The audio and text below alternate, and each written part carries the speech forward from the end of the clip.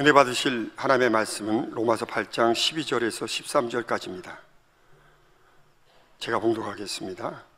그러므로 형제들아, 우리가 빚진 자로 돼 육신에게 져서 육신대로 살 것이 아니니라. 너희가 육신대로 살면 반드시 죽을 것이로되 영으로서 몸의 행실을 죽이면 살리니. 아멘. 임마누엘 성가대 찬양과 니시 오케스트라 연주가 있은 후 교육자장이신 이수진 목사님께서 사람이 다스려야 할 몸의 행실 네 번째 말씀을 증거해 주시겠습니다. 아멘. 오늘 말씀은 사람이 다스려야 할 몸의 행실 네 번째 마음에 대해 말씀드립니다. 그런데 이 말씀은 진리의 지식, 영의 지식과 같은 말씀이어서 초신자나 새신자 되신 분들이 조금 어려울 수 있습니다. 하지만 이러한 말씀도 듣고 우리의 마음에 대해 깊이 발견하고 깨달으면 더 아버지 하나님의 아름다우신 마음을 닮아갈 수 있기 때문에 전해드리거든요. 그래서 잘 들으시고 또 깨우침과 능력이 되시기를 바랍니다. 지난 시간에는 사람이 다스려야 할 몸의 행실 중 첫 번째 생각에 대해 살펴보았습니다. 혼이란 머릿속의 기억장치와 그 안에 뇌세포에 기억된 내용들, 그리고 기억한 내용들을 재생하고 활용하는 작용인 생각을 통틀어 말한다 했습니다. 이 혼 안에는 진리에 속한 혼, 바로 영의 생각과 비진리에 속한 혼, 육신의 생각이 있습니다. 그런데 육신의 생각은 사단이 주관하며 마음에 있는 비진리를 요동하여 악을 행하고 죄를 짓게 하지요. 하지만 진리에 속한 혼, 영의 생각은 절대 원수마귀 사단이 주관할 수 없습니다. 영의 생각은 성령께서 주관하시어 마음 안에 있는 진리를 행하게 하시지요. 예를 들어 나를 욕하고 힘들게 하는 사람이 있습니다. 마음에 미움과 원망, 혈기와 다툼이 있는 사람은 상대가 나를 욕했다는 얘기를 들으면 미운 생각, 짜증과 원망의 생각이 듭니다. 바로 사단이 생각을 통해 마음의 악과 비진리를 주관하여 미움, 혈기라는 감정을 불러 일으킨 것이지요. 그러나 그 마음에 선과 사랑만 있는 사람은 사단이 주관할 수 없고 마음에 있는 진리, 영이 작용하여 어찌하면 상대와 화평할 수 있을까를 생각하게 됩니다. 바로 선의 생각, 영의 생각을 하는 것이지요. 자, 하지만 아직 온전하지 못해서 내 안에 육신의 생각이 많이 있으면 그럼 나는 육신의 생각만 하다가 죄악을 행하고 그렇게 살아야 되나? 그렇지 않습니다.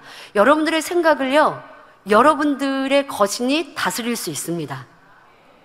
육신의 생각은 사단이 주관하고 사단은 그래도 그 영계인데, 악한 영인데 내가 다스릴 수 있나요? 네. 깨어서 여러분들이 기도하고 성령의 충만함을 입으면요, 사단이 가져다 주는 육신의 생각도요, 이거 육신의 생각이잖아, 이거 나쁜 생각이잖아, 사단의 역사잖아 하고 물리칠 수 있어요. 근데 깨어 있으면 그럴 수 있고, 깨어있지 않으면 사단이 내 마음의 비진리를 요동하여 악한 생각, 판단, 정죄, 비진리를 생각하게 하는데도 분별하지 못하고 있는 것이죠. 그러면서 괴롭고 힘들고 지치고 슬프고, 세상 사람들은 죽고 싶고 그냥 자기 혼자 죽고 싶다 이렇게 생각하는 게 아니고 사단이 마음 생각을 주관하고 있는 거예요. 그런데 차단할 수가 없어요.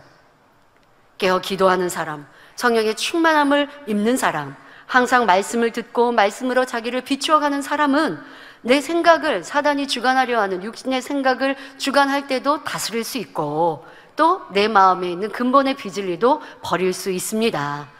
여러분들의 생각을요, 생각해 보시라고요. 내 생각이 선한 생각인가, 악한 생각인가 항상 돌아보시고, 여러분들 선과 악에 대해서는 그래도 이 진리를 듣는 성도님들은 알 수 있단 말이에요. 내 생각을 사단이 주관하고 있는 거는 때로는 못 느낄 수 있어도 지금 내가 느끼고 생각하고 있는 것이 선한가 악한가는 분명히 분별할 수 있어요. 저거 싫다, 왜 저렇게 하지? 짜증스럽다, 슬프다, 괴롭다, 이거 여러분들 분명 어둠에 속한 비진리의 생각이잖아요. 스스로 생각을 다스리고 내 생각을 생각해 보면 선인지 악인지 분별할 수 있는 능력이 여러분들 가운데 있습니다. 그래서 항상 여러분들이 내 생각도 점검해 보시고, 또 주님을 닮기 원하는 성도님들이라면 그러니 진리와 영에 속한 생각, 선한 생각만 하기 위해 힘써 노력하시기를 바랍니다. 누가 영 나쁜 행동을 해요. 그래서 참 불편해요. 여러분 그거 생각한다고 여러분들에게 나아질 게 뭐가 있죠? 내가 힘들어지고 괴로워져요. 어떨 때는요, 저는요 굉장히 오늘도 자기 의화틀을 설명합니다만 이 말씀 준비하면서요, 저 원래 의화틀이 많은 사람이었거든요. 그러니까 의가 강한 사람이에요. 제 의가 좀, 제가 그냥 개인적으로 저의 얘기를 좀 하자면, 제가 얼마나 옛날에 의가 강했는지요. 학생 때도요 의가 강해서요, 제가 창피하지만 여러분들에게 얘기를 해보죠. 이게 요즘에는 극장, 영화관 안 갑니다만은 예전에는 영화관을 이제 갈 때요, 영화관 가면 팔걸이가 옆에 있는 사람과 하나죠. 요즘은 어떤지 모르겠네요. 팔걸이가 이렇게 양쪽에 서로 이렇게 나눠 있는지 모르겠는데, 예전에 영화관 가면요, 의자는 옆에 이렇게 붙어 있고, 그러니까 팔걸이가 하나로 돼 있단 말이에요. 그런데 제가 원래 저는 남한테 피해를 주는 거는 싫어해요.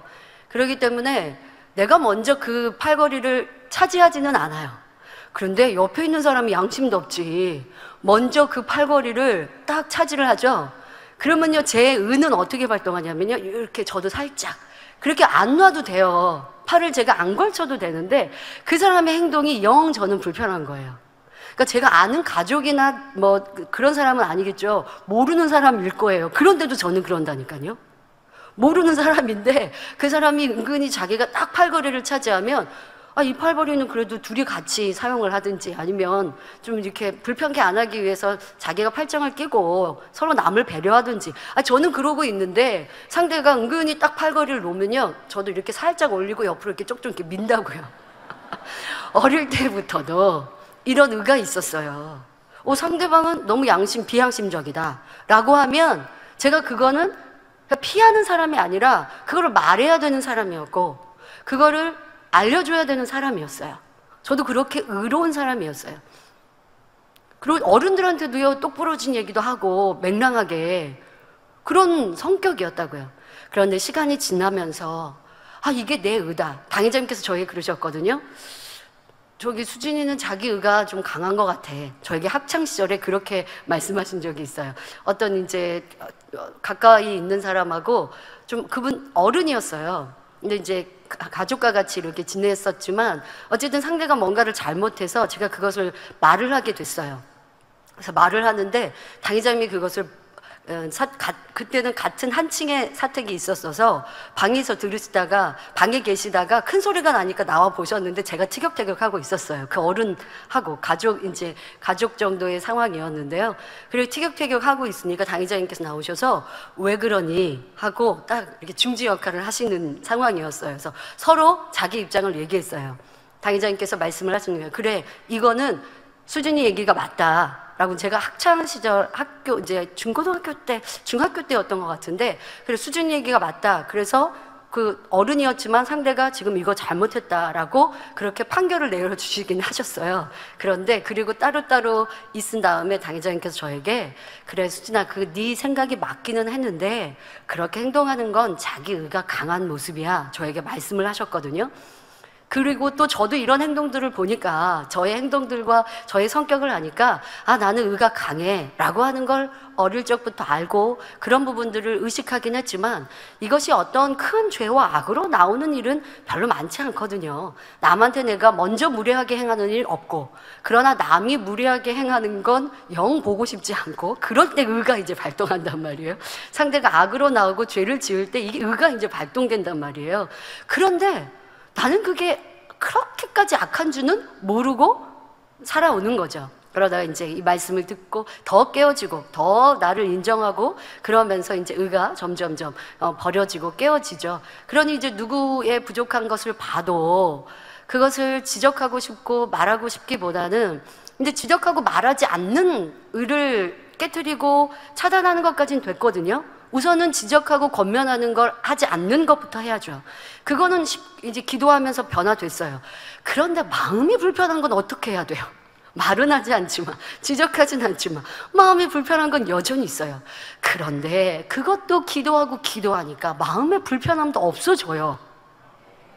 제가 원래부터 아주 착하고 아주 순하고 이렇게 해서 태어나고 성장하고 했다면 선한 마음도 많이 있고 또 진리에 대한 마음도 많이 있었지만 완전히 아주 유순하고 온유하고만 했다면 여러분들에게 이렇게 변화된 저를 간증할 수 없었겠는데, 저도 제 의가 있었고 제 옳다함이 있었고 강함이 있었고 이런 것들을 변화시켜 오면서 마음 안에 이 불편함은, 말은 하지는 않지만 마음에 있는 이 불편함이 있는 건 그거는 정말 괴롭게 느껴지더라고요. 그런데 이 또한 기도하고 기도하니 아버지 하나님, 제가요 지적하지는 않지만 말하지는 않지만 마음에 불편해요. 이것도 악이잖아요. 이것도 제 의잖아요. 이런 마음 버리고 싶어요. 처음부터 그런 건 아니라고요. 깨우치고 깨닫고 변화되어져 가니까 지적과 권면을 이제 하지 않고, 그리고 저 사람이 악하다라고 하는 것을 생각하지 않고, 그런데도 마음 안에 분별은 되니까 불편한 마음이 남아있는 것, 이것을 이제 느끼는 마음도 기도하고 금식하고 궁구해 가니 변화되어져서 불편한 마음도 없게 되어지는 거예요. 이렇게 여러분들이 점점 우리의 마음을 변화시켜 갈 수 있습니다. 그런데 그 안에서 내 행함도 보시고 또 내 생각이 불편하다, 이 생각 스스로가 찾아내셔야지. 내가 불편하긴 한데 이 불편한 거는 그럴 수밖에 없었어. 저 사람이 너무 악하잖아. 저 사람이 너무 비양심적이잖아. 그렇게 행동하는 걸 보면서 내가 분별하니까, 옳고 그름을 분별하니까 불편해하지 아니라고요. 분별하지만 불편하지 않고 옳고 그름을 알 수 있고, 상대가 잘못되었는데 그것에 대해 불편하지 않으나 분별하는 마음, 이런 마음이 선한 마음이죠. 이렇게 해서 여러분들의 생각까지도 항상 점검하고 돌아보시고 기도하면 변화됩니다. 꾸준히 기도하고 노력하면 달라집니다. 자, 이렇게 우리는 점점 변화되고 싶은데 때로는 육신의 생각이 너무나 많아 걱정스럽고 또 어찌할까라는 생각이 듭니다. 바로 마음에는 원유로되 육신이 약하도다 말씀하신 대로 우리가 원하는 선한 생각보다 악한 생각이 먼저 떠오를 때가 참으로 많지요. 어떻게 하면 비진리에 속한 생각을 차단하고 진리에 속한 생각만 할 수 있을까요? 결론부터 말씀드리면 마음 안에 있는 비진리를 모두 빼내버리고 오직 진리로만 채우면 됩니다. 그러면 사단이 조정할 수 있는 비진리가 마음에 없기 때문에 비진리의 생각이 들지 않지요. 여러분, 믿음이 좋고 선한 사람을 보면 그 사람은 불편한 상황이 없나? 라는 생각을 하실 때가 있는데요, 그렇지 않습니다.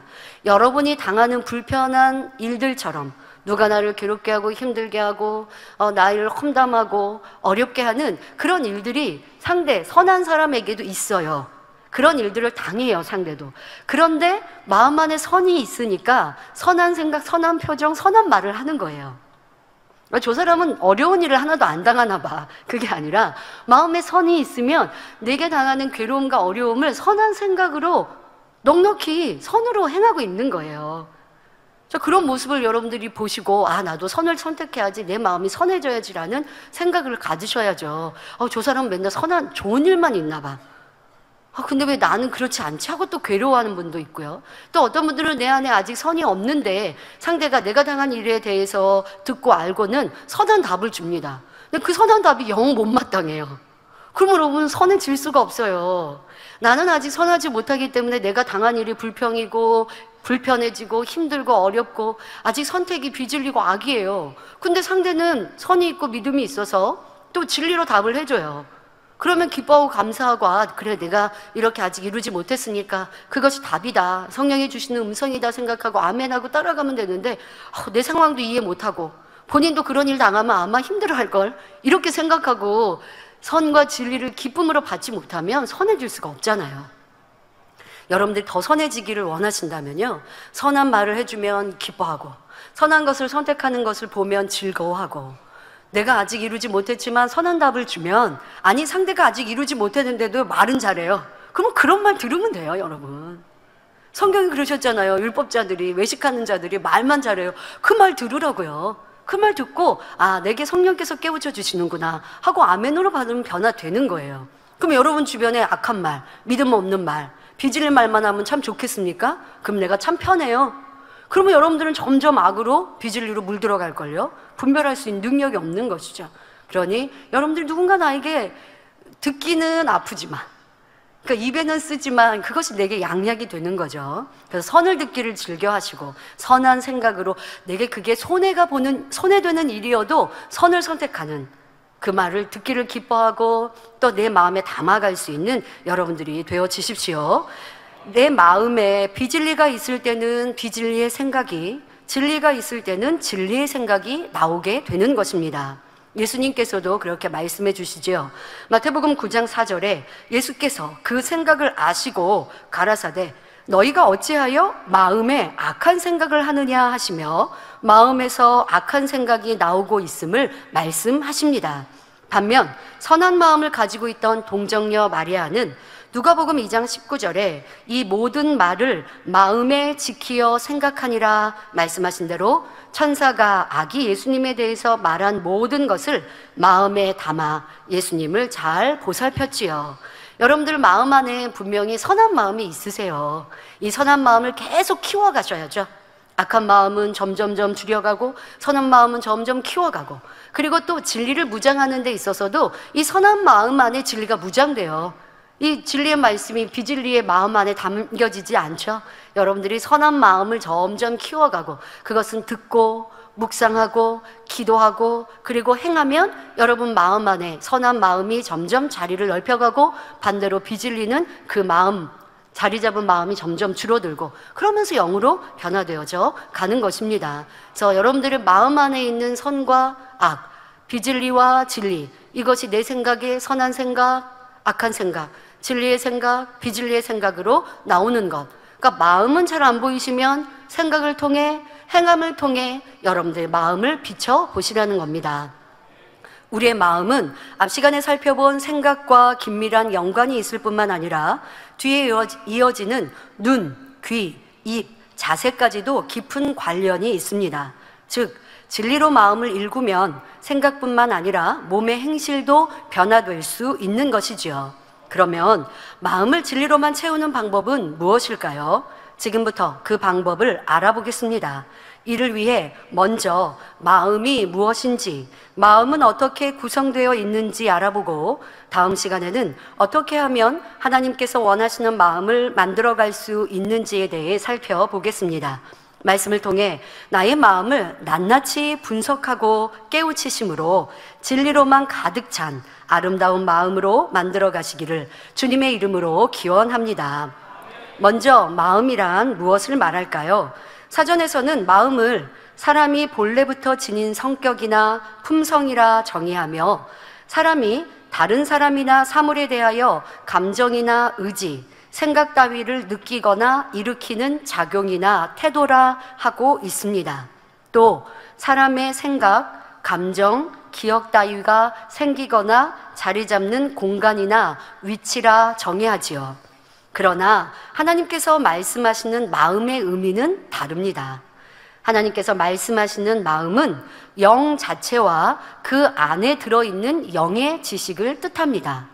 여러분들이 알고 있는 마음의 의미와 좀 다르실 텐데요.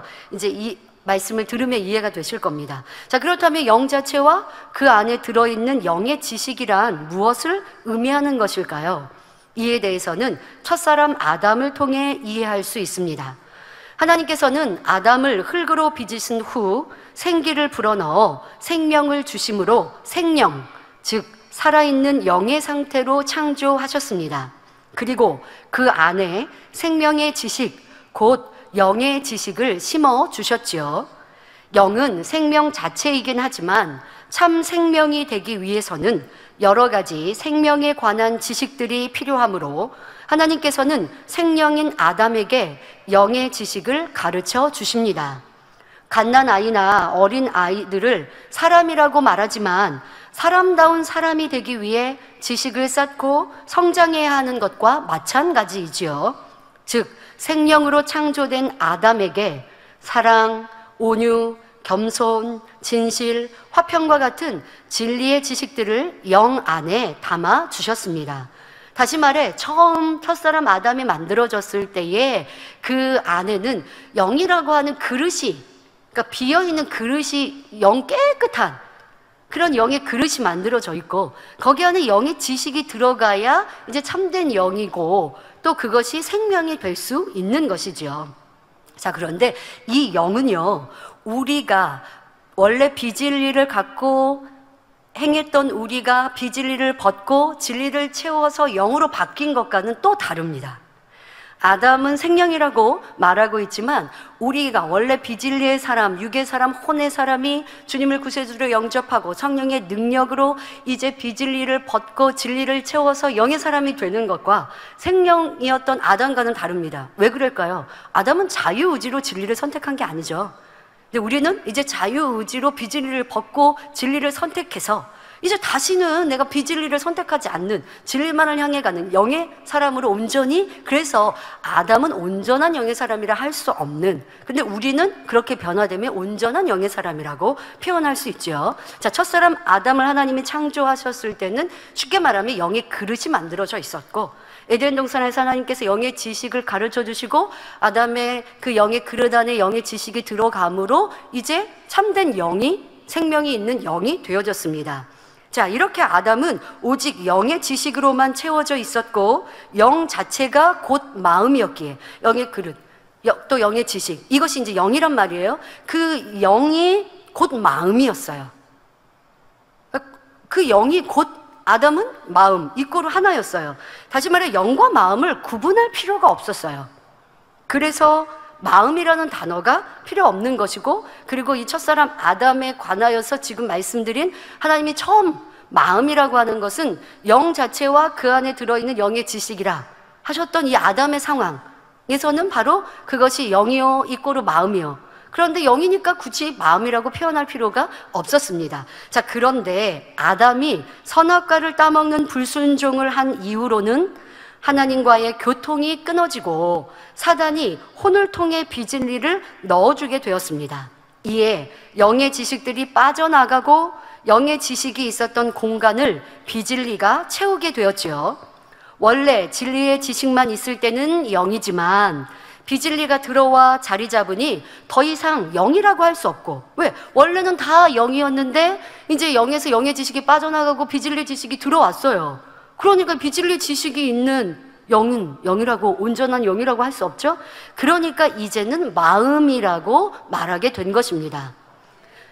처음 하나님께서 불어넣으신 영의 기운은, 또 그 마음 안에는요, 처음 하나님께서 불어넣으신 영의 기운이 있죠. 그 영의 기운은 완전히 소멸될 수 없는 근본의 능력입니다. 그 근본의 능력은 생명의 씨로 우리의 마음 안에 남아 영의 흔적으로 존재하게 되었습니다. 자, 이 생명의 씨는 그러면 주님을 영접하지 않은 세상 사람들에게도 생명의 씨가 있다는 말이에요. 그 마음 안에. 그 생명의 씨는 어떻게 작용됩니까? 바로 전도서 3장 11절에 말씀하고 계신 대로 사람에게 영원한 내세가 있고 또 영원한 시간이 있는 이 영원을 사모하는 마음을 주신 것이죠. 그래서 세상 사람도 보면요, 내세가 있지 않을까?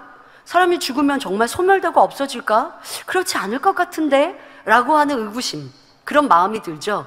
우리 만민 캠페인 하고 있는데 변화된 나, 이 캠페인에 어떤 청년이 그렇게 내용을 적었더라고요.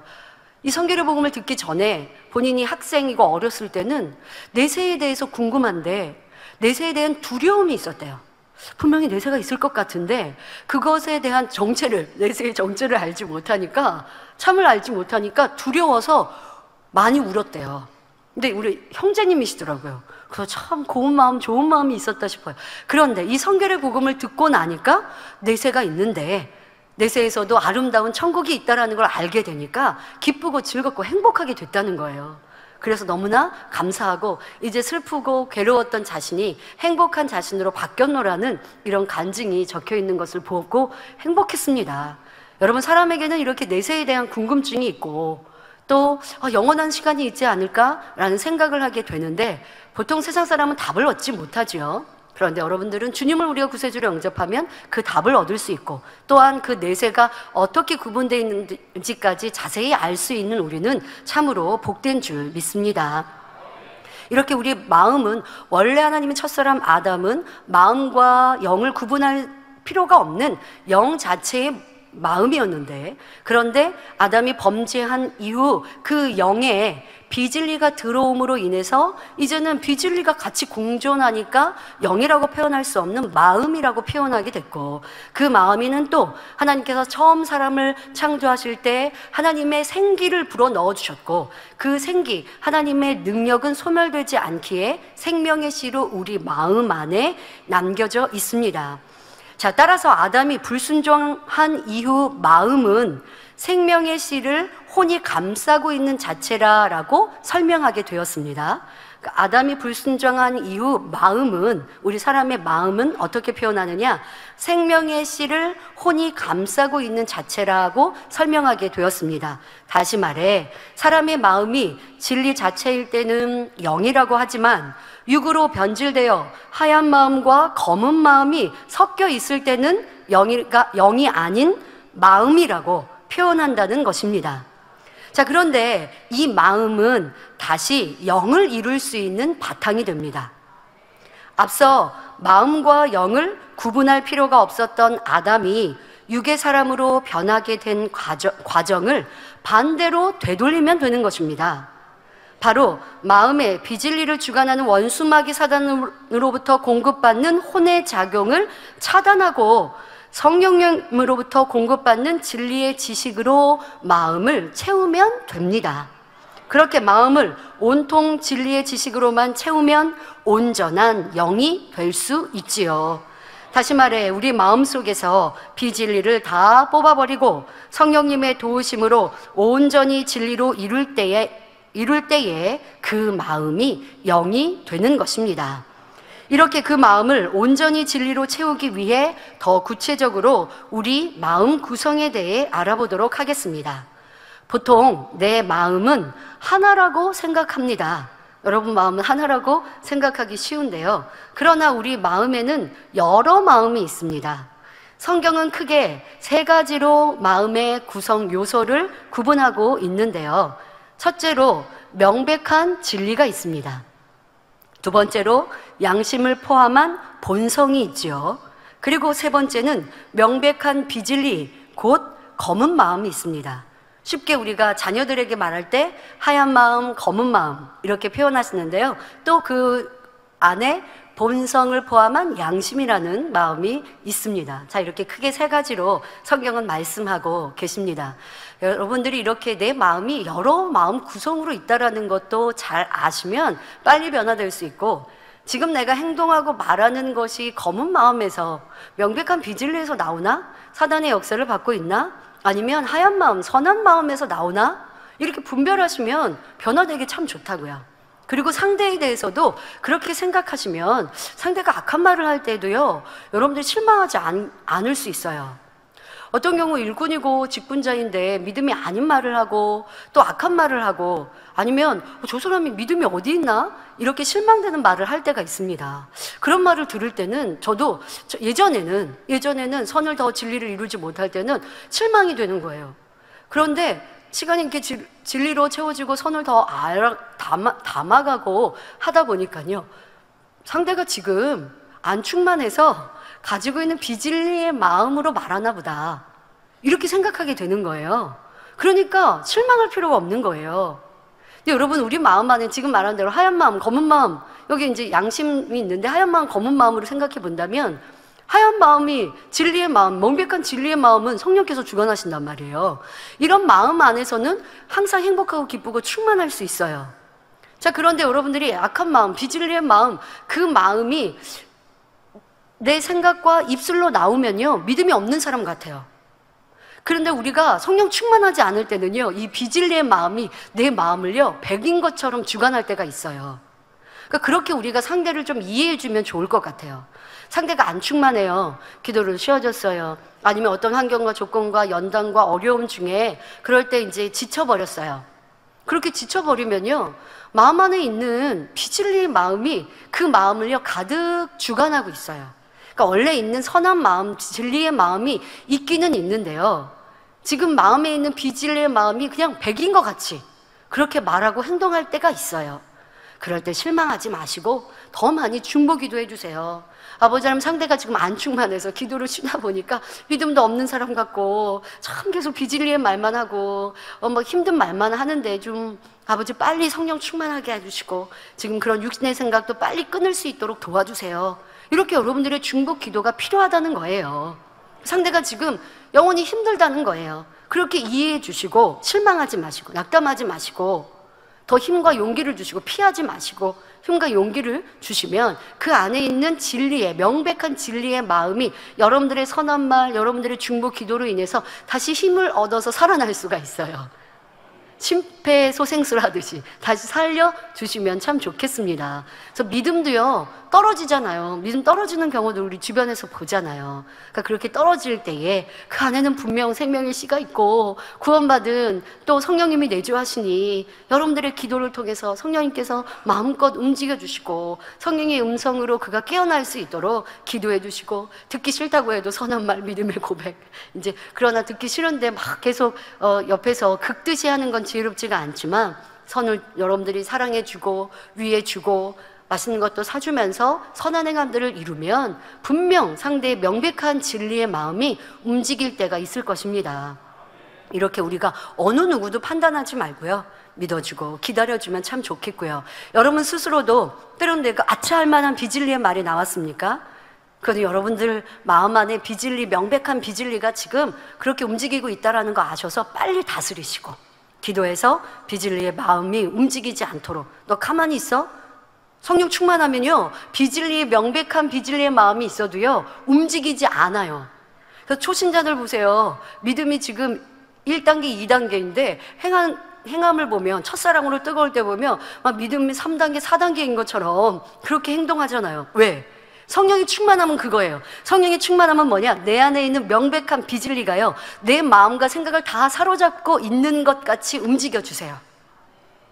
내 마음의 진리가 30%인데 비진리가 70%라고 해도요, 성령에 충만해서 기도하고 금식하고 말씀 듣고 이렇게 깨어 살고 충성하고 선한 사람들, 영의 사람들 만나고 선한 모임, 좋은 모임들 가고 이렇게 하다 보면 내 안에 아직 진리의 마음, 명백한 진리가 30%라고 해도 그 30%가요 지금 내 마음을 100을 다 주관하고 있고 내 생각을 주관할 수가 있어요.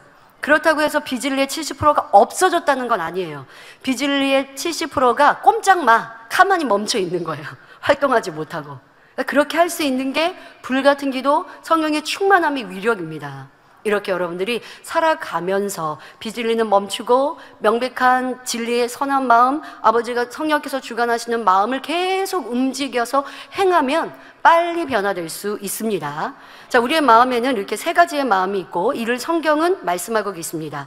로마서 7장 22절부터 23절에 내 속사람으로는 하나님의 법을 즐거워하되, 속사람으로는 하나님의 법을 즐거워하되 내 지체 속에서 한 다른 법이 내 마음의 법과 싸워 내 지체 속에 있는 죄의 법 아래로 나를 사로잡아 오는 것을 보는도다 기록되어 있지요. 자, 여기서 속사람이란 하나님의 법을 즐거워하는 명백한 진리의 마음, 곧 하얀 마음을 의미합니다. 다음으로 내 마음의 법이라는 것은 바로 양심을 의미하고, 마지막으로 죄의 법이란 명백한 비진리의 마음, 곧 원수마귀 사단으로부터 심겨진 검은 마음을 의미합니다. 이렇게 마음을 구분한 건 만민교회에서 구분해서 하지 마세요. 성경에서 말씀하고 계세요. 자, 그것을 여러분들 구체적으로 이렇게 이해하기 쉽게 성경을 보면 설명이 드리는 거고요. 자, 그러면 지금 말씀드린 속사람, 명백한 진리의 마음, 내 마음의 법, 양심, 본성, 또 죄의 법, 명백한 비진리의 마음, 이렇게 세 가지의 마음으로 설명해 드렸습니다. 이 마음에서 우리가 변화시켜야 할 것은 무엇일까요? 죄의 법, 즉 명백한 비진리의 마음은 당연히 버려야 합니다. 그뿐 아니라 내 마음의 법인 양심에서도 비진리를 찾아 온전한 진리, 하나님의 의로 변화시켜야 합니다. 명백한 비진리는 진리와 완전히 반대되므로 오히려 쉽게 발견하여 버릴 수 있습니다. 마태복음 15장 19절부터 20절에 마음에서 나오는 것은 악한 생각과 살인과 간음과 음란과 도적질과 거짓 증거와 회방이니 이런 것들이 사람을 더럽게 하는 것이요 하면서 살인, 간음, 음란, 도적질, 거짓 증거, 회방, 너무나 명백한 비진리, 여러분 알 수 있죠. 마음에 있는 것이어도 이렇게 행함으로 우리가 육신의 생각으로 명백한 비진리가 나올 수 있고 이것은 우리가 찾아낼 수 있습니다. 사도행전 5장 17절에도 대제사장과 그와 함께 있는 사람, 즉 사두개인의 당파가 다 마음의 시기가 가득하여 일어나서, 마음의 시기가 가득하니까 그냥 말할 수 없어요. 일어나서 이제 삿대질을 하면서 말하게 되는 거죠. 자, 마음에 이렇게 시기, 이런 건 여러분들이 조금만 진리의 생각을 잊고 또 변화되고자 한다면 이런 명백한 비진리는 찾아낼 수 있습니다.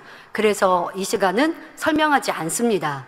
그러면 뭐 어떤 걸 설명해 드리느냐? 바로 내 마음의 법인 본성과 양심에 대해 살펴보도록 하겠습니다.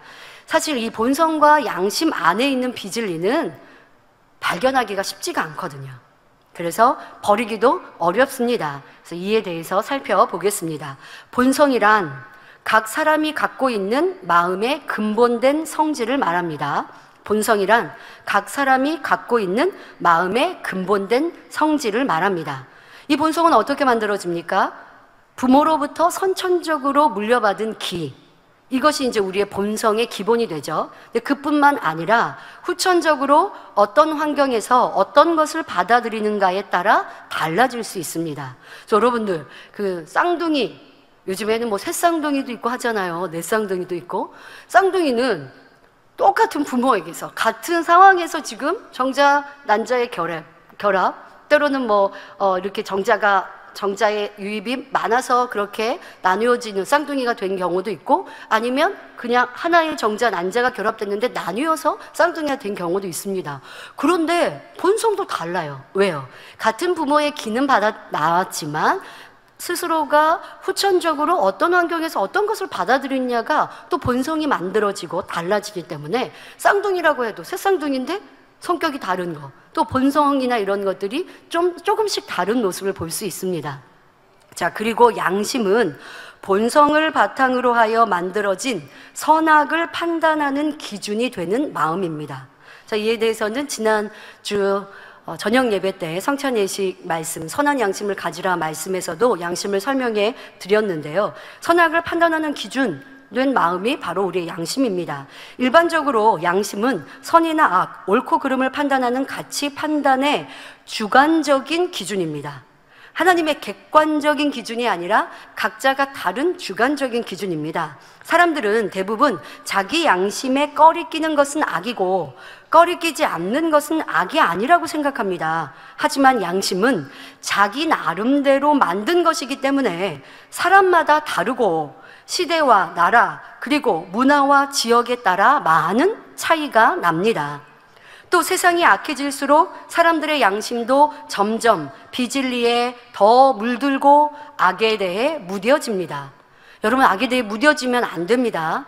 절대적인 선, 이 기준으로 악을 분별해야 하는 것이지, 악이 무뎌져서 아니 뭐 이 정도야, 이렇게 되면 하나님의 선을 닮아갈 수 없습니다. 그러니까 명백한 선으로 자기 자신은 정확한 잣대로 살필 수 있어야 합니다. 자, 따라서 내 양심은 절대적인 선의 잣대가 될 수 없기에 항상 하나님의 말씀이 기준되어야 합니다.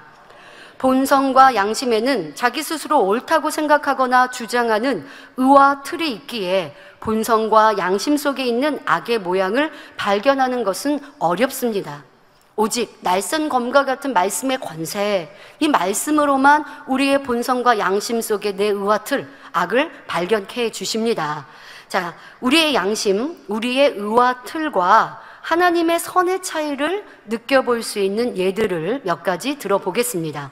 이것은 몇 가지 여러분 예를 들어드릴 뿐, 각자 여러분 삶에서는 스스로가 기도하며 성령의 음성으로 분별할 수 있어야 돼요. 지금 내 양심으로는 이게 옳다고 주장하지만 하나님의 선은 아니지. 하나님은 지금 이것을 옳지 않다고 하실 수 있지. 이렇게 여러분들이 기준을 세우셔야 빨리 변화될 수 있습니다. 자, 그러기 위해서 그냥 보편적인 몇 가지 예를, 내 양심과 하나님의 선과의 차이, 다르다는 걸 몇 가지 살펴보겠습니다. 세상에서는 원수를 갚아야 의로운 것이라고 생각합니다. 역사소설이나 무협소설을 보면 주인공이 부모의 원수를 갚기 위해 일생을 살아가는 경우도 나오죠. 더더욱 내 개인적인 원수를 갚기보다 부모의 원수를 갚는다? 그 부모를 죽였거나 아니면 우리 가문을 무너뜨렸거나 라고 한다면 이런 것에 원수를 갚는 건 대의라고 생각해요. 그래서 의로운 일이라고 생각합니다. 부모의 원수를 갚는 것은 자식된 도리라고도 생각을 하고 참으로 의롭다, 멋있다 생각하기도 하고 또 그렇게 묘사되는 소설이나 영화 같은 것들을 볼 수 있습니다. 하지만 또 그러다 보니까 반대로 원수를 갚지 않으면 비겁하다고 생각할 수 있죠. 하지만 하나님께서는 원수까지도 사랑하라 하셨습니다. 그러니 우리 사람의 양심, 그러니까 원수를 갚는다, 내 부모의 원수를 갚는다라는 것은 하나님의 뜻에 정면으로 위배되는 것이죠. 그러니까 이렇게 세상에서 우리가 만들어왔던 또 내 나름대로 가졌던 선이라고 하는 것, 옳다라고 하는 것이 하나님의 선과 하나님의 옳음과는 다르다라는 걸 우리는 깨달아야 합니다. 여러분, 성경에는 호세아서가 있습니다. 호세아서에 보면 하나님께서 하나님의 그 선지자 호세아에게 참 이상한 것을 명하십니다. 하나님의 사람, 선지자인데 이 호세아 선지자에게 음란한 여인을 취해서 아내를 삼으라고 말씀하세요. 그런데 호세아 선지자는 그 말씀에 순종합니다. 그래서 음란한 여인 고멜을 아내로 취했어요. 아이도 자녀도 낳았어요. 그런데 이 음란한 여인이 그 호세아 남편을 배신하고 또 다른 남자를 취하고 다른 남자와 음행합니다. 그런데 하나님께서 또 말씀하세요. 그렇게 음행한 여인을 돈을 주고 다시 데리고 오라고 라고 말씀하세요. 여러분들이 하나님의 선을, 사랑을 이해하기 전까지는, 또 이 호세아의 서에 대한 깊은 하나님의 사랑을 말씀을 통해 깨닫기 전에는 그걸 그냥 문자적으로 우리가 주님을 영접하고 나서 이 성경을 읽을 때에도 참 이상하다, 하나님은 왜 선지자에게 이런 명령을 하시지? 왜 음란한 여인, 성경에 음란한 걸 하나님이 싫어하시잖아요. 근데 음란한 여인을 선지자에게 취하라고 하시고, 그리고 부인으로, 아내로 삼았는데, 그런데 그 여인이 또 배신을 했어요. 그런데도 돈을 주고도 다시 데리고 와서 다시 살라고 말씀하세요. 사람의 의와 사람의 양심으로는요 이해되지 않아요. 그래서 당장께서 그 말씀을 증거하시면서 하시죠. 여러분들의 선에 그 호세아의 순종과 성경이 하나님의 말씀하신 그 호세아서의 말씀이 이해 안 되면 안 된다고, 이해가 돼야 되고. 그럼 이해가 되는 게 무엇이에요? 하나님의 이런 깊은 사랑을 말씀하고 계시는 거잖아요. 이스라엘이 하나님의 뜻 안에 있을 때 또 하나님께서 보호하시고 지키시고 복 주시고자 선택하셨는데 하나님 말씀을 위배하고 우상을 섬깁니다. 이것은 남편을 배신한 아내와 같은 것이죠. 음행하는 것이죠.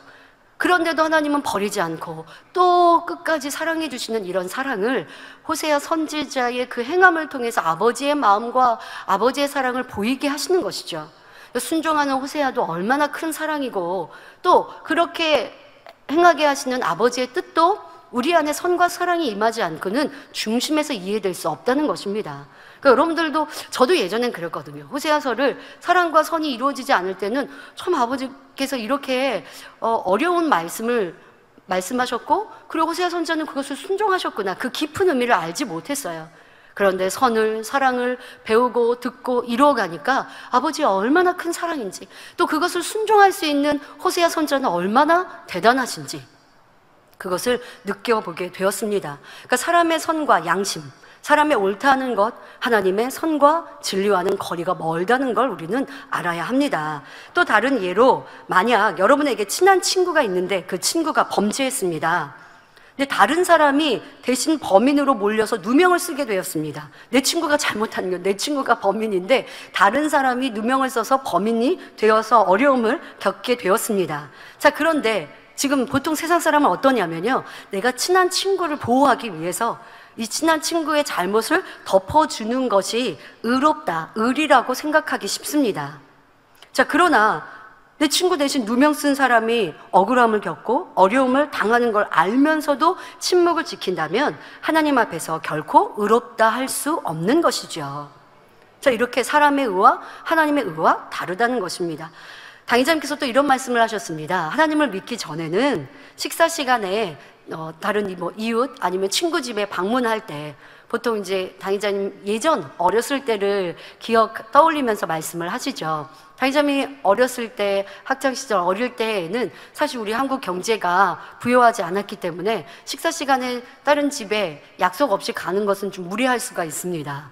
요즘에는 뭐 식사 한 끼 대접하는 거 어렵지 않은 우리나라 경제가 되었습니다만은 예전에는 그것이 무리할 수 있어요. 그러니까 당의자님께서는 친구 집에 이렇게 방문했는데 그 어머니가 식사했니? 라고 물으시면 식사를 안 했는데도 괜히 민망하고 또 무리하게 하고 괜히 어렵게 할까봐 식사했습니다. 식사 안 했는데도 식사했습니다. 라고 답변을 하셨다는 것이죠. 근데 진리를 알기 전에는 이게 잘못이라고 깨닫지 못하셨다는 거예요. 그러나 하나님의 말씀을 알고 진리에 비춰볼 때 이 또한 엄연히 거짓말이었다는 것을 깨우치게 되셨다 말씀하셨죠. 그래서 상대에게 폐를 끼치지 않기 위해 지금 이렇게 뭐 말한 표현은 그런 마음은 좋지만 표현 자체는 진리가 아닌 거짓말이라는 것, 이것을 깨달은 후로는 뭐 식사 안 했는데 식사했냐고 물으시면 식사는 안 했는데 지금 안 먹어도 됩니다. 뭐 먹고 싶지 않습니다. 아니면 집에 돌아가서 식사하려고 뭐 부모님이 이렇게 준비해 주셨습니다라고 이렇게 지혜롭게 얘기할 수 있게 되었노라고 말씀을 이렇게 바꾸어 말하면 된다라고 가르쳐 주셨죠.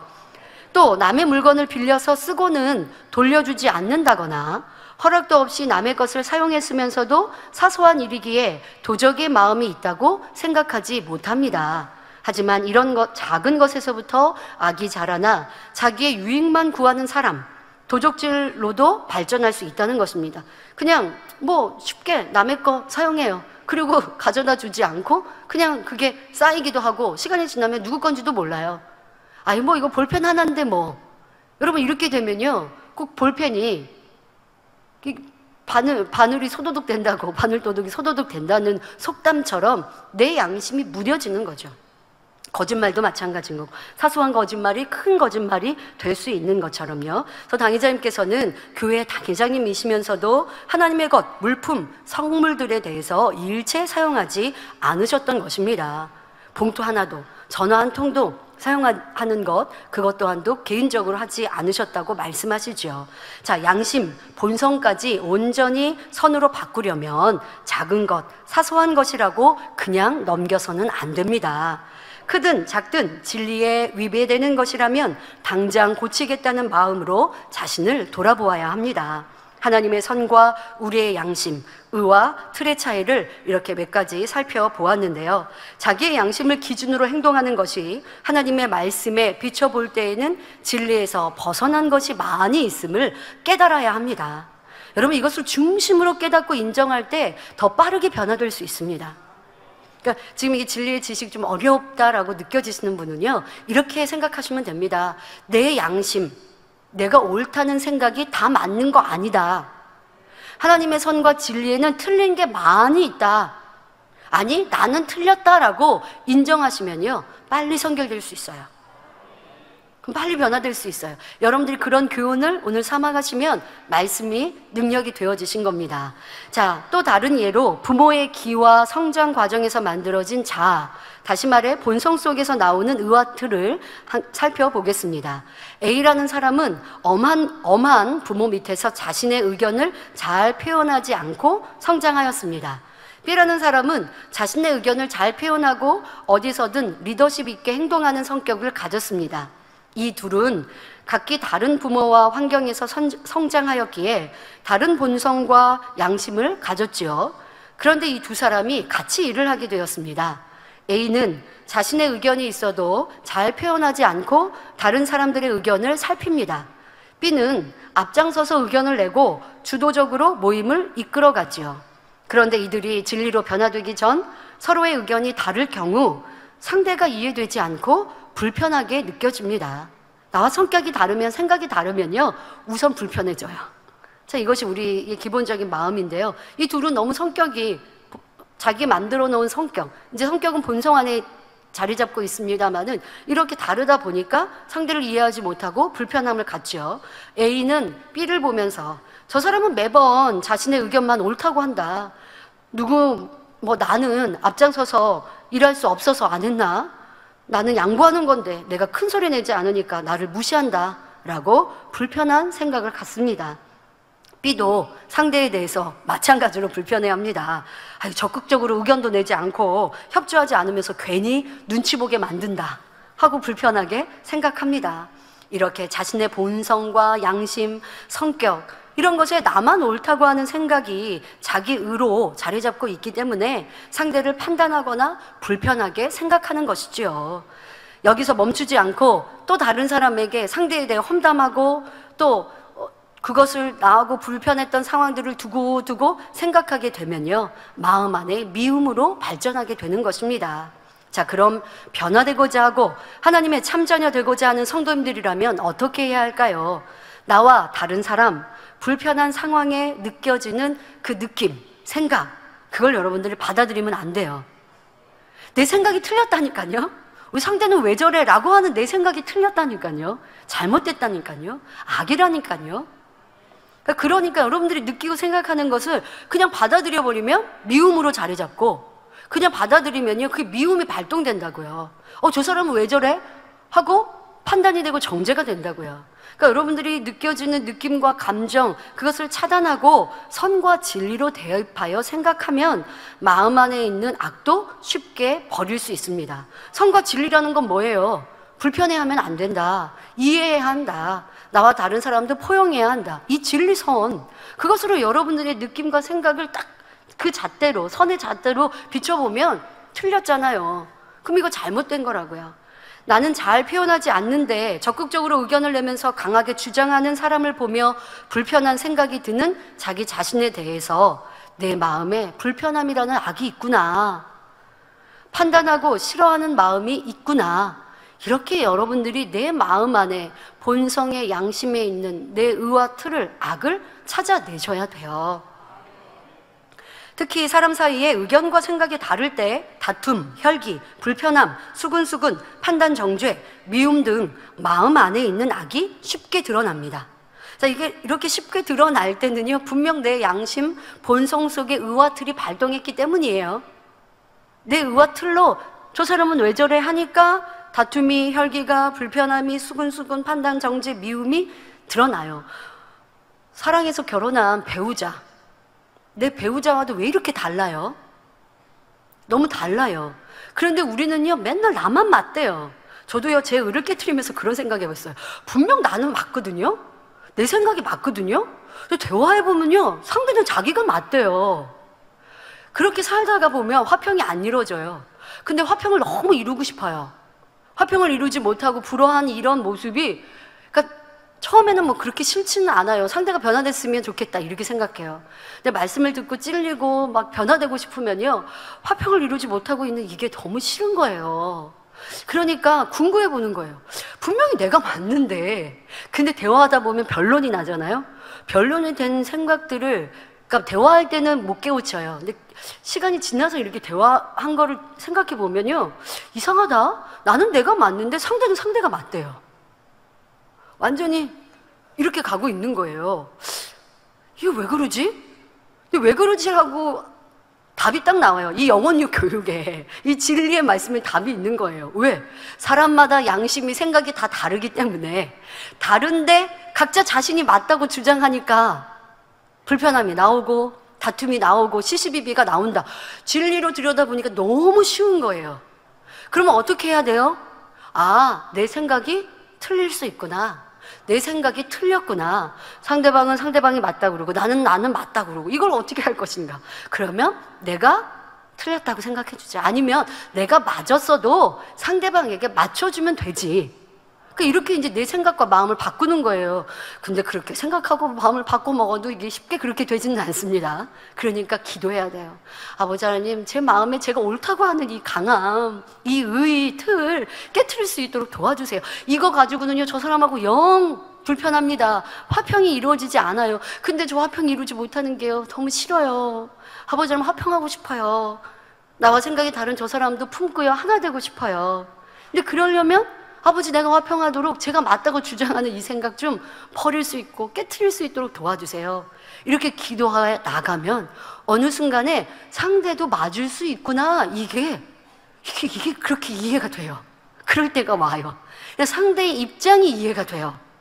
상대 입장이 이해되면서 아, 나만 맞는 게 아니구나. 상대도 맞았구나. 이렇게 되고 상대도 이제 옳다 해주게 되고, 그러면 상대도 맞고 나도 맞느냐? 아니, 상대가 맞다라고 해주면서 나도 이렇게 나를 주장한 것 자체가 틀렸으니까 내가 이렇게 틀린 게 많구나. 내가 이렇게 강하구나. 이렇게 이제 인정이 돼버리면 그 다음에는 사람들, 나랑 다른 사람들도 이해하기가 쉽고요. 우선은 나를 주장하지 않는 사람이 될 수 있고요. 이렇게 해서 변화되는 걸 느껴보았습니다.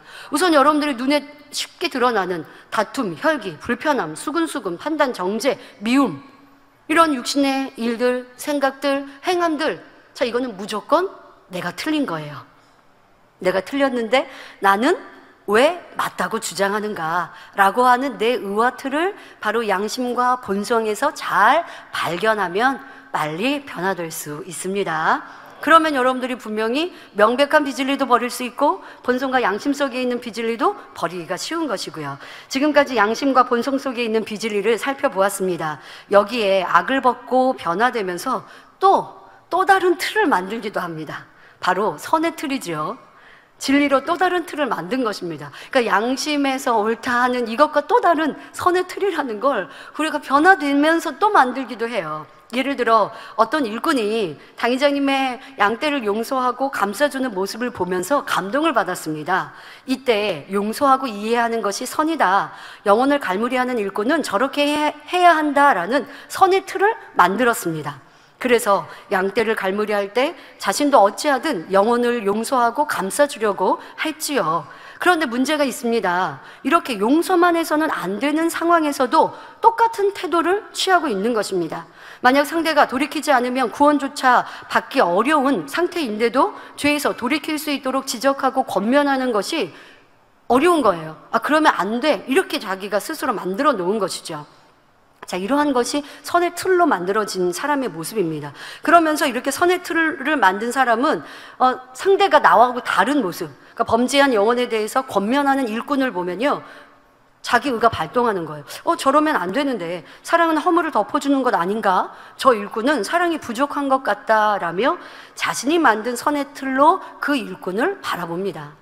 이것도 하나님의 선과는 합당하지 못한 것이죠. 또 어떤 사람은 범죄에 대한 징계로 물질의 어려움을 겪는 사람을 구제합니다. 물론 상대의 믿음에 따라 구제하는 것이 그 영혼을 살리는 데에 유익한 경우도 있습니다. 반면 그 영혼이 죄에서 돌이키는 것을 오히려 막을 수도 있지요. 그 어려움을 당하여서 자신을 깊이 발견하고 돌아보는 것, 그런 기회를 내가 막아버리면 안 되잖아요. 자신이 만들어 놓은 선의 기준에서 생각하니 물질의 연단을 통한 하나님의 사랑을 더 깊이 헤아리지 못하는 것입니다. 자, 이와 반대로 어떤 일꾼들은 양떼를 지적하고 권면하는 것이 사랑이고 선이라고 생각합니다. 자신이 맡은 양떼가 말씀대로 살지 못하면 잘 이해하지 못하지요. 자신은 초신자 때부터 그 정도의 말씀은 지켰기 때문에 다른 사람도 그렇게 할 수 있다고 생각합니다. 또 상대가 버거워해도 계명을 지키도록 가르치고 권면하는 것이 상대에게 유익하다고 그렇게 스스로 정해 놓았습니다. 상대의 믿음의 분량을 고려하지 않은 채 상대의 허물을 발견하기로 하면 즉시 지적하고 권면합니다. 그 영혼의 마음이 어떤지, 혹시 용서하고 덮어줘야 하는 상황은 아닌지 등 상대의 형편을 살펴주지 못하는 것이지요. 이처럼 본성과 양심에 더하여 진리로 다시 선의 틀을 만들기도 하는데 이 또한 온전한 하나님의 뜻과는 맞지 않습니다. 그런데도 내가 보기에는 분명히 이것이 선한데, 이것이 의로운데 하면서 자기 주장을 굽히지 않습니다. 물론 진리가 시시각각 달라진다는 뜻은 아닙니다. 진리는 절대 불변이지요. 절대 불변이지요. 다만 물이 담는 그릇에 따라 모양이 바뀔 수 있는 것처럼 상황에 따라 진리를 적용하는 모양이 조금 달라질 수 있다는 것입니다. 그런데 선의 틀을 만든 사람은 어떠하냐? 물이 고체 얼음이 된 거예요. 여러분, 똑같은 용량인데, 똑같은 용량 1리터의 물인데 네모난 그릇에 얼려졌습니다. 그러면 동그란 모양의 그릇에 담겨지지가 않죠. 그러니까 이렇게 물이긴 한데 얼음으로 고체가 되고 틀이 돼버리면 그러면 하나님의 온전한 선과는 거리가 먼 것입니다. 자, 그런데 하나님의 선은 물이 이런 모양 저런 모양에 맞춰 가듯이 이렇게 대입하는 것, 이것이 바로 사랑과 공의가 어우러진 온전한 하나님의 사랑이라는 것입니다. 우리는 이런 하나님의 마음을 담기 위해 끊임없이 노력하여 성령의 음성과 주관을 밝히 받아 양심의 악도 발견하고 신속히 변화되어야 하겠습니다. 결론을 말씀드립니다. 이 시간은 마음이란 무엇인지, 마음의 구성은 어떠한지, 특별히 양심의 악과 본성 속의 악에 대해서 살펴보았습니다. 여러분, 어려운 말씀인 것 같으십니까? 성도님들은 알고 있는 말씀이고 또 웃으시면서 잘 은혜 받으셔서 감사합니다. 자, 그런데 왜 이렇게까지 우리 마음을 해부하듯이 살펴보아야 할까요? 빌립보서 2장 5절에 너희 안에 이 마음을 품으라 곧 그리스도 예수의 마음이니 하신 대로 주님의 마음을 담기 위해서입니다. 흠도 티도 점도 없으신 아름다우신 주님의 마음을 담기 위해 우리는 이렇게 깊은 내 마음에 내재되어 있는 악도, 아니 주름진 것 하나까지라도, 양심의 악을 버렸어도 또 진리로 만든 선의 틀이라는 게 또 있대요. 이런 것도 우리는 근데 내용을 들어서 보면 충분히 이해가 되잖아요. 이렇게 우리를 발견하고 알아가는 것은 주님을 담기 위해서입니다. 또 히브리서 10장 22절에 우리가 마음의 뿌림을 받아 양심의 악을 깨닫고 몸을 맑은 물로 씻었으니 참 마음과 온전한 믿음으로 하나님께 나아가자 하신 말씀처럼 양심의 악을 버리고 마음을 선과 사랑으로 채워 아버지 하나님께로 나아가기 위해서입니다. 그럴 때 히브리서 12장 14절에 모든 사람으로 더불어 화평함과 거룩함을 쫓으라. 이것이 없이는 아무도 주를 보지 못하리라 말씀하신 대로 우리 마음이 진정 거룩하여져서 주님을 떳떳이 뵐 수 있게 되는 것이죠. 이렇게 마음을 아주 디테일하게 세밀하게 살펴서 마음의 악을 하나하나, 어떨 때는 이제 막 뿌리채 뽑듯이 뽑고 그 다음에는요 쪽집게로 별로 없는 흰머리 뽑아내듯이 이렇게 여러분들이 막 살펴서 이렇게 하는 노력 수고, 그러면서 우리는 거룩해지고 주님을 떳떳이 아버지 하나님께로 더 나아갈 수 있는 것입니다. 그 과정이 어렵고 힘들어도 훗날 영원한 세상 천국에서 해의 영광을 누리기 위해서 힘써 변화되기 위해 달려가는 것이지요. 자, 그런데 마음에서 주님께서 우리 마음에 대하여서 조금 색다른 표현을 하십니다. 바로 마음이 둔하여졌다라는 표현이 성경에 기록되어 있는데요. 누가복음 21장 34절에 너희는 스스로 조심하라. 그렇지 않으면 방탕함과 술 취함과 생활의 염려로 마음이 둔하여지고 뜻밖의 그날이 덫과 같이 너희에게 임하리라 기록되어 있습니다. 이 말씀은 주님의 재림에 대해 마음이 둔하여져서 기름 준비하지 않음을 지적하시는 말씀입니다. 첫사랑으로 뜨거울 때, 성령 충만할 때는 죄를 버리고 악을 버리고 주님 닮기 위해서 수고하고 노력합니다. 오늘 주님이 오실까? 내일 오실까? 내가 주님을 만나는 그때 깨끗하고 정결하기 위해 기도하고 충성하고 수고합니다. 그런데 어느 순간 세상의 안락, 또 세상이 좋다 하고 이렇게 신앙생활하는 것이 무겁고 힘들고 이렇게 디테일하게 나를 발견하는 것이 이렇게까지 꼭 어렵게 힘들게 해야 되나? 이렇게 생각하면서 안일해집니다. 마음이 둔하여졌다라고 예수님께서 말씀하시죠. 그렇다 보면 주님의 임하심에 대해 간절함이 없어져요. 여러분의 마음은 주님의 재림에 대한 사모함이 뜨거우신지 우리 돌아보아야 합니다. 교회 어려움이 있습니까? 우리의 상황 속에 어려움이 있습니까? 내가 기도하고 간구해도 응답이 더딥니까? 그러니 주님이 임하시는 날에 대한 사모함도 멀어집니까? 뜨거움이 사라집니까? 절대 그래서는 아니 되어집니다. 그 사모함과 소망이 둔하여져서는 절대 안 됩니다. 둔하여지면 마음의 할례도 기도도 쉬워집니다. 둔해지면 그래요. 좁은 길 가는 것이 힘들게 느껴지고 연단과 고난이 있으면 숨고 싶어지지요. 하지만 다시 그 마음을 뜨겁게 하시길 바랍니다. 주님이 임하시는 끝날은 예언하신 대로 분명 임합니다. 항상 깨어 준비하지 않으면 도적같이 임하시며 후회하는 날이 되지요. 하지만 신랑을 기다리는 신부같이 깨끗한 마음으로 변화되며 불같이 기도하며 충성하여 깨어있는 성도들은 하루하루를 설레는 마음으로 기다릴 것입니다. 그러니 힘써 마음을 할례할 것이고요. 우리 모두 신속히 변화되어 계시록 22장 20절에 내가 진실로 속히 오리라 하시거늘 아멘 주 예수여 오시옵소서 담대히 고백할 수 있는 복된 성도님들이 다 되시길 기원드립니다. 말씀 상고하며 함께 기도하시겠습니다. 좋으신 아버지 하나님, 오늘은 우리 마음에 대해 살펴보았습니다. 진리의 지식으로 조금 어렵지만 우리 성도님들은 이렇게 우리의 마음을 깊이 있게 발견하고 돌아보며 아버지 하나님의 깨끗하고 아름다우신 흠도 점도 없으신 그 마음을 담고자 힘써가고 있습니다. 오늘 말씀을 통해 내 의와 틀 부딪혔고 힘들었고 불편했던 마음들이 바로 내 양심의 악이었음을 깨우치고 이제는 벗어버리며 내가 내 중심적인 모습 신앙생활이 아니라 아버지 하나님의 진리 말씀에 기준하여 더 변화되어지고 낮아지는 우리 모두가 되어 주님 오신 그날 잘했다 칭찬받고 사랑하는 내 신부여 하는 아버지여 그 고백을 들을 수 있는 모두가 되게 하여 주옵소서. 감사드리며 우리 주 예수 그리스도 이름으로 기도하옵나이다. 아멘. 영상을 통하여 준비된 당자님의 환자 기도를 받으시겠습니다. 아프신 분들은 아픈 곳이나 연약한 곳에 손을 얹고 기도 받으시고, 아프지 않으신 분들은 가슴에 손을 얹고 마음의 소원을 위해 믿음으로 기도 받으시기 바랍니다. 할렐루야. 전능하신 사랑의 아버지 하나님, 이 시간 기도받는 모든 성도님들 위해 안수하여 주옵소서. GCN과 인터넷과 화상을 통해 기도받는 지교회와 지성전 그리고 전 세계 하나님의 자녀들 위에도 시공간을 초월하여 역사하여 주시기를 원합니다. 믿어지는 믿음을 주시고 부정적인 생각과 의심의 세력을 물리쳐 주옵시며 모든 시험 환난도 물리쳐 주옵소서. 머리부터 발끝까지 오장육부 뼈 마디마디 온몸의 신경 조직 세포 등 아픈 곳마다 성령의 불로 태우시고 근본의 빛으로 역사하여 주옵소서. 예수 그리스도의 이름으로 명하노니 원수마귀 사단 모든 질병 균 연약함아 물러가라. 빛이여 임하라. 모든 불치 난치병도 성령의 불로 태워 깨끗게 하여 주옵소서. 말라리아를 비롯한 모든 풍토병도 물리쳐 주옵소서. 감기, 기침, 열, 몸살, 독감 등 각종 유행성 질병도 다 물러가라.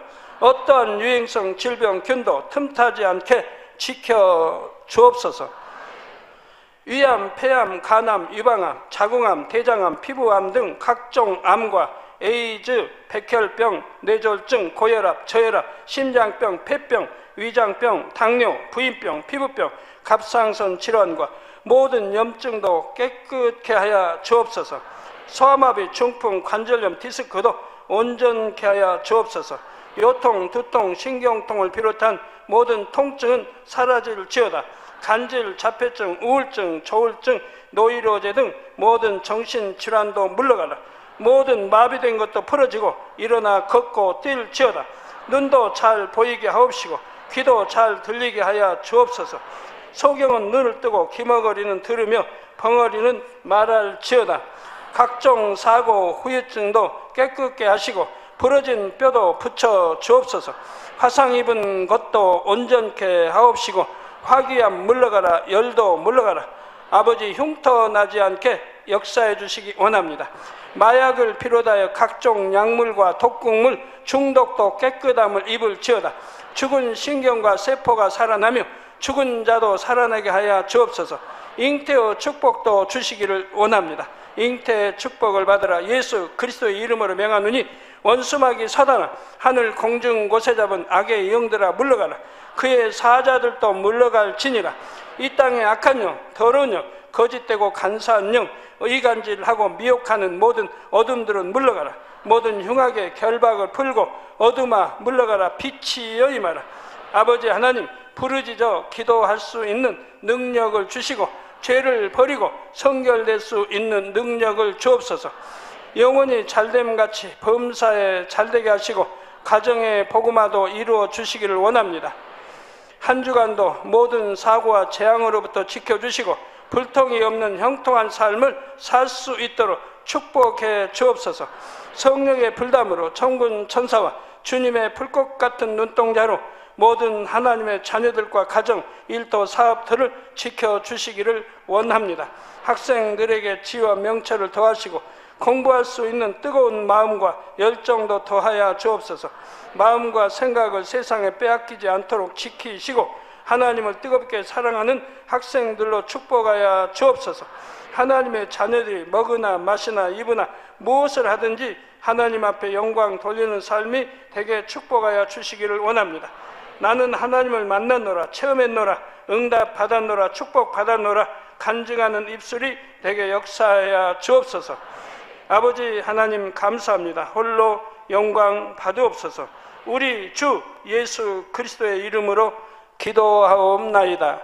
아멘. 涙の中おらる主、愛の主、それは命与える救いの